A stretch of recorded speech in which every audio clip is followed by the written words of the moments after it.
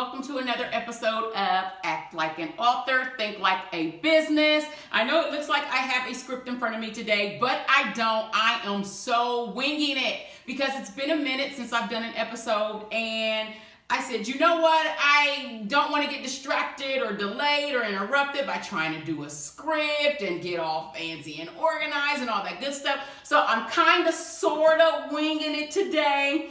I actually just presented at a workshop in Dayton, Ohio, the I Write Workshop. It was myself, Grammy-nominated songwriter Darrell Mays, New York Times best-selling author J.L. King, author of On the Down Low. And it was just an amazing, amazing time. And I was taking notes and trying to stay on course. You know how I do. I'm just bursting at the seams with information so I can kind of veer off course, but I always find my way back. But if I can stay on course, I will try. But what I wanted to do is just share some notes that I took that I wanted to share and that I did share with the attendees of the I Write Workshop, which was actually produced by Mo Red Production. Great job, Mo Red Production. It was awesome. So I'm off script. I don't know what I usually say. You know what I usually say. Go back and watch some of the episodes if you want to hear that, standard general script. Oh, yeah. I am your host, Joy Lynn Ross, literary consultant, literary concierge, all that good stuff. Yes, that's me. Hopefully you know who I am by now. If not, go back. Captured past episodes of Act Like an Author, Think Like a Business. Subscribe to the YouTube channel and don't miss a single episode, because my goal, my mission is to keep authors from leaving money on the table and maybe going back and getting some of that money that they've left, and to keep you from wasting money. So anyway, to my notes on what I went over today at the I Write Workshop. What you can publish, because it's not just books that are being published anymore. As a matter of fact, do you know low content is really huge right now? And when I talk about low content, I'm talking about journals, planners, workbooks, inspirationals, devotionals, low content. You know what? You could even publish a deck of cards. You could publish your poetry. You could publish songs.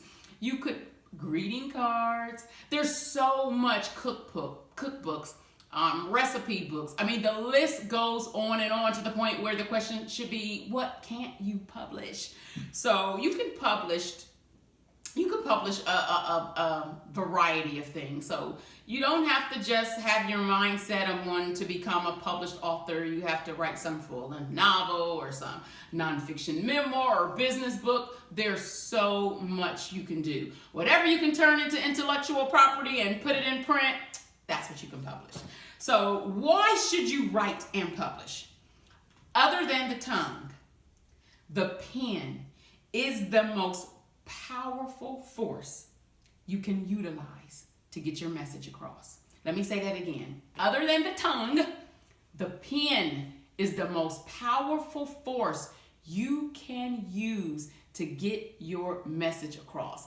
And I have children who are in school, and STEM's really big, love STEM, but at the end of the day, you have to be able to communicate. Communication, no matter what you're going to do in life, you have to be able to communicate. The power of the pen. Okay, why should you not publish what you write? I know a lot of times people tell you why you should publish, why you should self-publish. There's all these wonderful reasons why. Well, I'm going to give you a reason why you shouldn't. You don't have the time, you don't have the money, you don't have the passion. Yes, to manifest a dream, to bring a dream into fruition, to make it a reality, it takes faith, but it also takes money. Yes, it takes favor and blessings, but it also takes money. But you can save. Remember that suit or that purse or that pair of shoes that you didn't have the money for and you had to put it in layaway? Put your book in layaway if that's what you have to do. Take a certain amount of money out of paycheck, if somebody gives you a gift for your birthday, whatever it may be, and set it aside for your business. Put your book in layaway. Put your life in layaway. Put your business on layaway. But you should not write and publish anything that you don't have the time to put your time your efforts and your dollars behind. You have to invest in your book. How can you expect other people to invest in your book if you're not willing to invest in your book? So that's why you shouldn't self-publish. But if you're all for it, if you're ready for the ride, if you're ready to start your own business, because writing a book is a passion, maybe even your ministry, but selling a book is a business. So you will be running a business. You will be a publisher once you publish a book. Okay, anyway, moving on. What else did I talk about today in the I Write workshops? When it comes to your book, well, actually, when it comes about you, your book business, whatever you're doing with that message you have, it's not about you. It's not about your book. It's not even about your message in the book. It's about what you, your book, and your message can do for other people. What can your book message you do for a person and their issues, their problems, their wants, their needs? I see people complaining all the time about social media and how people put all their business and all their problems on social media.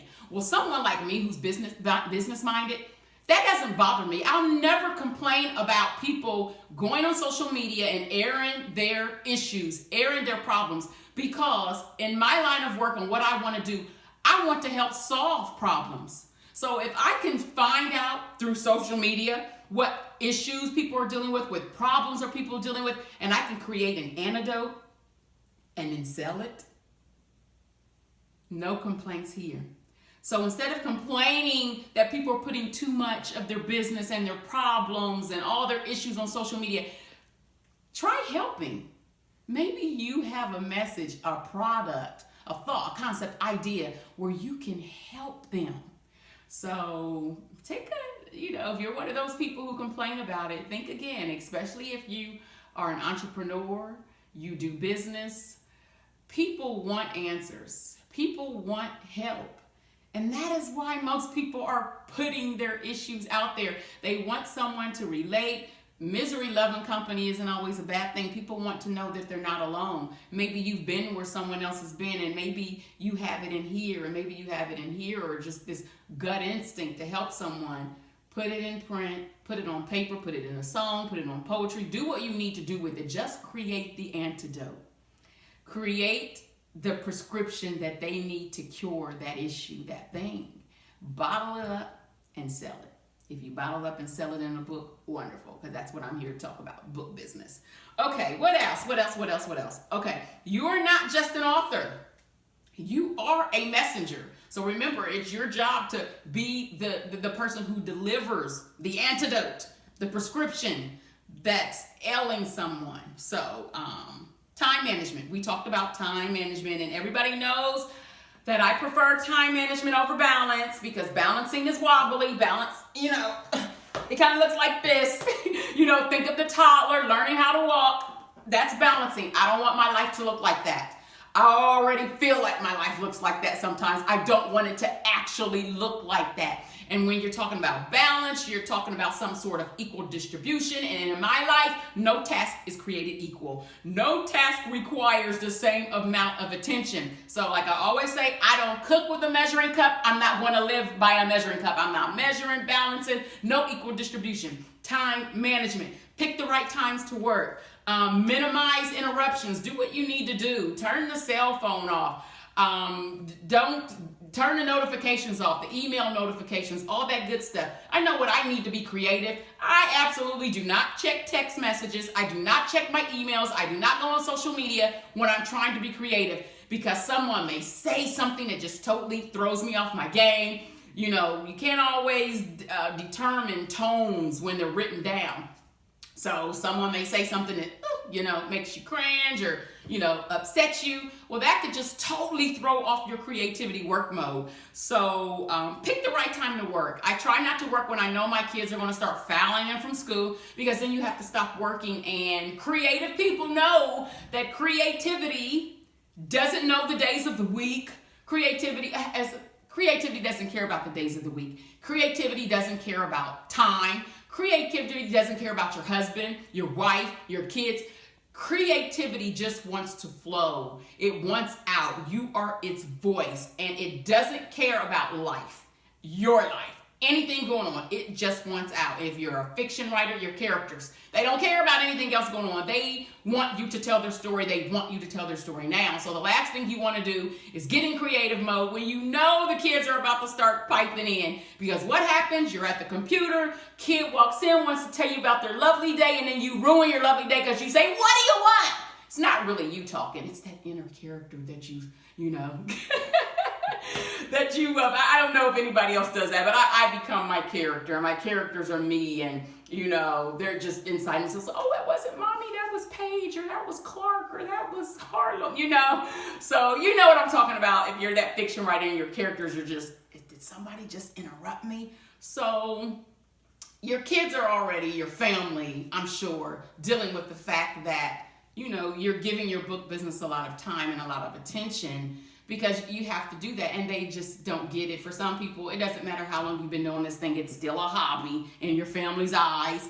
You know, it's just this thing that she does in the basement on her computer or up in the den or whatever. It's just some hobby. Oh yeah, she just does a little writing. This isn't a little writing. This is a business.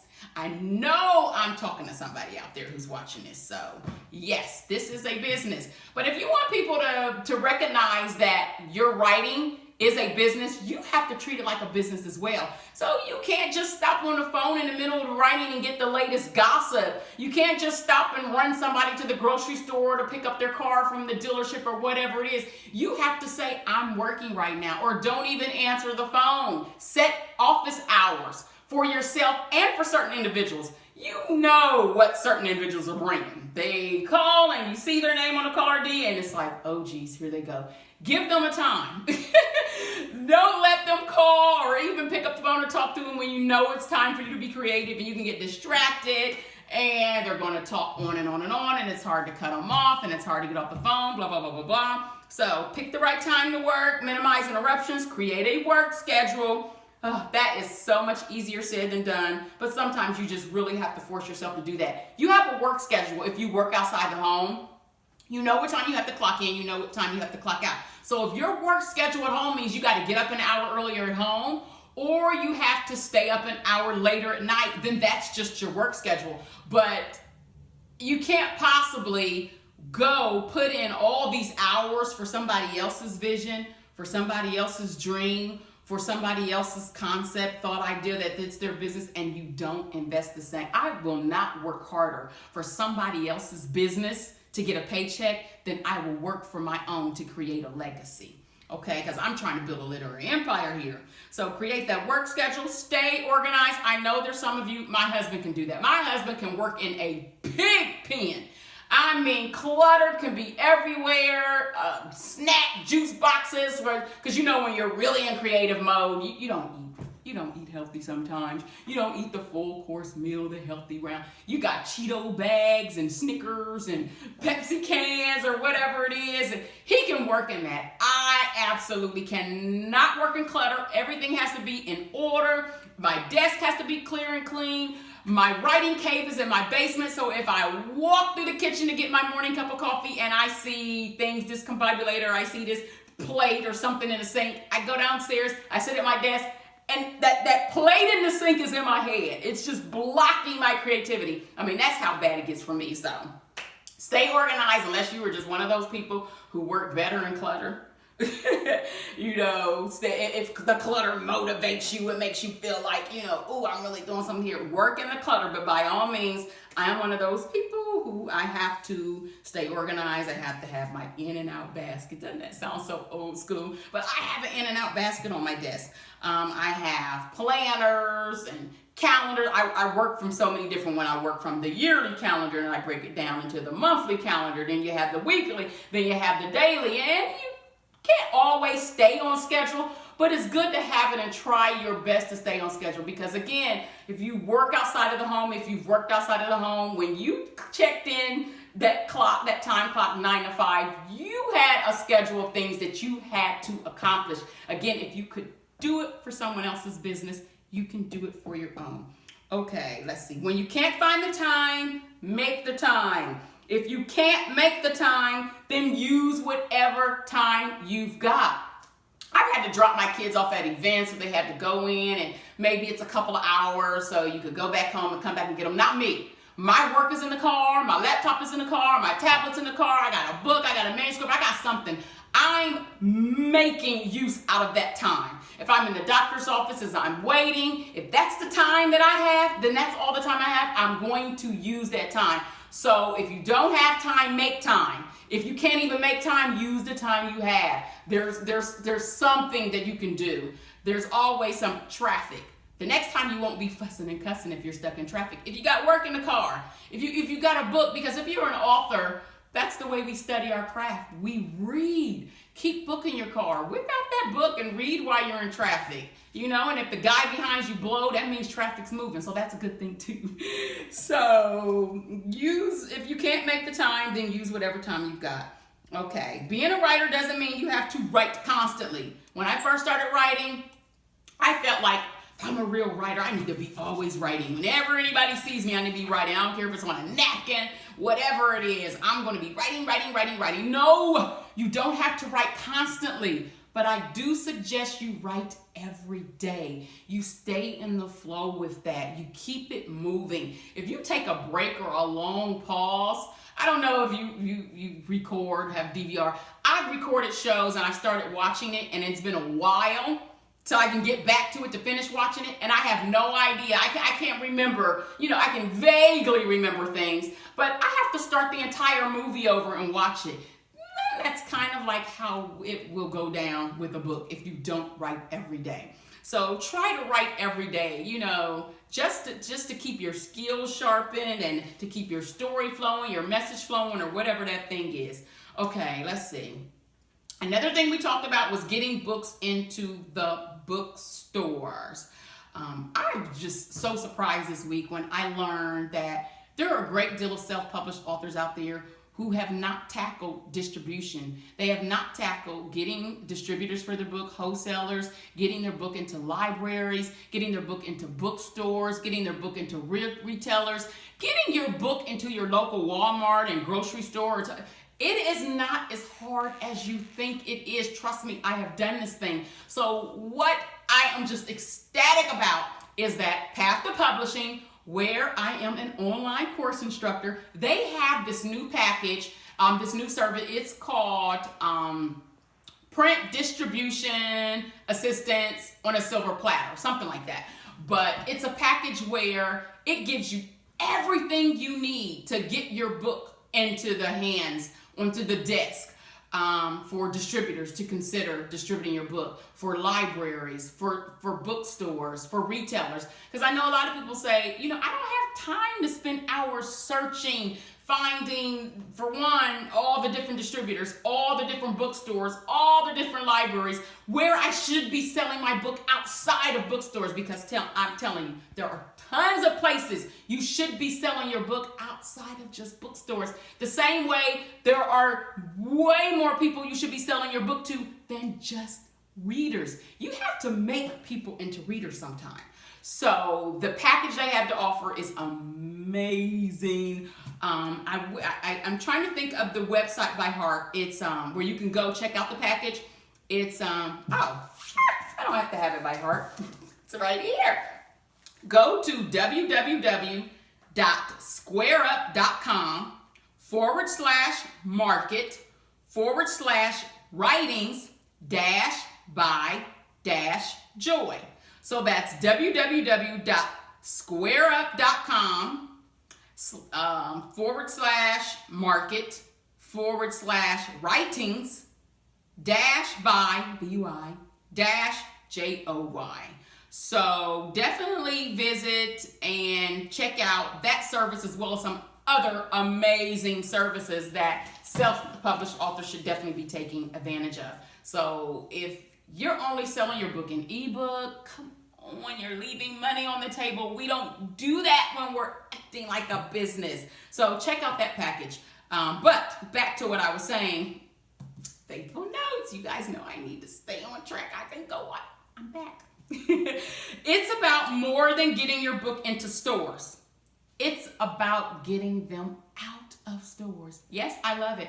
I love walking into Walmart, Sam's Club, Kmart, Target, the local grocery store. I love walking in there and seeing my book, the Barnes & Nobles, the Book A Million, the library. I love walking in there and seeing my book on the shelf. But I love it even more when they move off the shelf.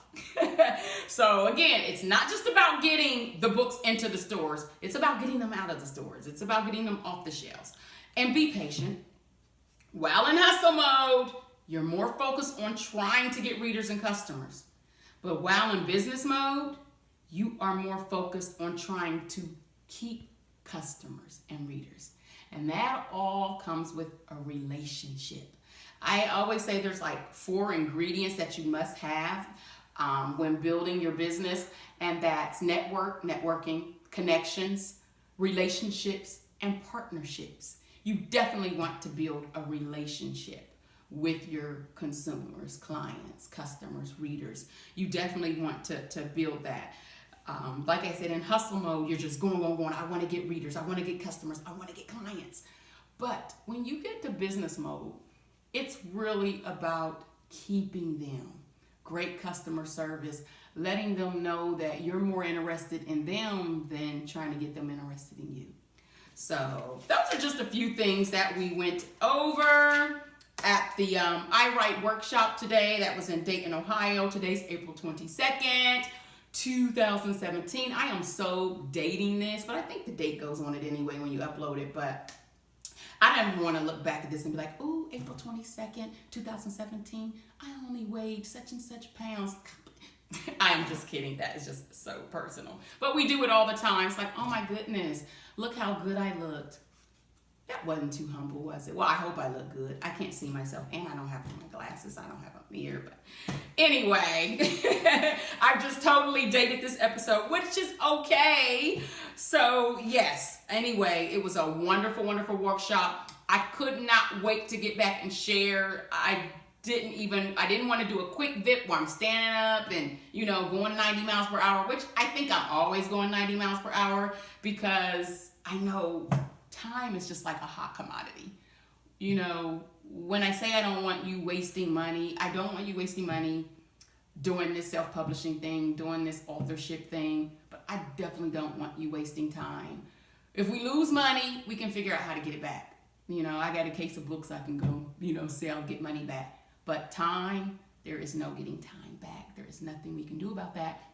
So I want to thank you for taking your time to watch another episode of Act Like an Author, Think Like a Business. It has been wonderful sharing. I love sharing. If you haven't already subscribed to the Act Like an Author, Think Like a Business YouTube channel, please do so now. I don't want you to miss a single episode because I don't want you to leave money on the table. I don't want you to waste your time. I don't want you to waste your money. I want you to tune in and get great tips from me that will teach you how to, you guessed it, act like an author, think like a business. So I'll see you next time.